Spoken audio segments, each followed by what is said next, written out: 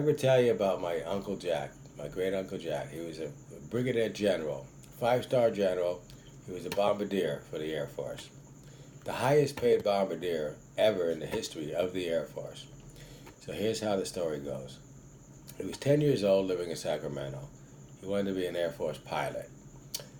And that's the only thing he wanted to be. So there was an Air Force base in Sacramento. So at 10 years old, he started climbing the fence and got stuck at on the barbed wire at the top. So the bells and whistles go off. And the general, who was 80 years old, was running the place up there. Came down. He said, "Hey, son, what are you doing?" My Uncle Jack says, "I want to join. I want to join up. I want to be a pilot."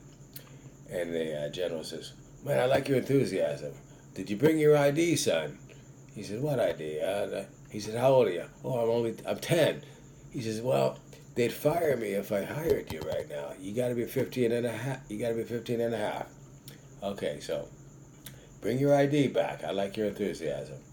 So now my Uncle Jack comes back at 13 years old, climbs the fence again, gets stuck up there, and the general's like 83 now. He says, "Oh, I remember you. Did you bring your ID?" "Well, I'm only 13. "Oh," he says, "God, you're breaking my heart. They will fire me if I take you. You have to be even 15. Bring your ID." So Uncle Jack turns 15, brings his ID, gets stuck up there again. So now they bring some kind of a lift, and they lifted my Uncle Jack off the fence and puts him right down on the property of the Air Force. He says, "Now you've joined the Air Force. Now, congratulations. I really like your spirit. I'm going to take you under my wing." So for the first year, he says, "Well, here's the manual. See that plane over there? I want you to take the whole thing apart, piece by piece, and then put it back together."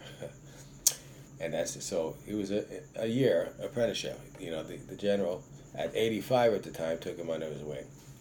So now the general had 56 acres of land in Sacramento, Chico prime land, 56 acres, and he had no living heirs.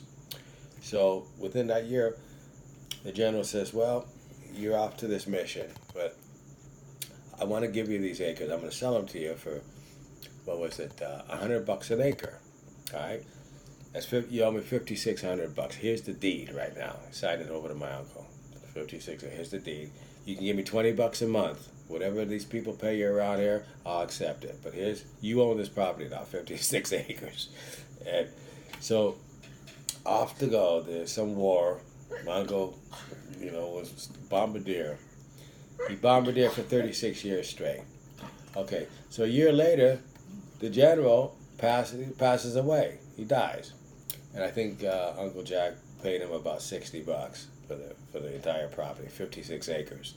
So throughout his career, some developer comes up with a check for $56 million. $56 million says, "We want this. We want to develop this land.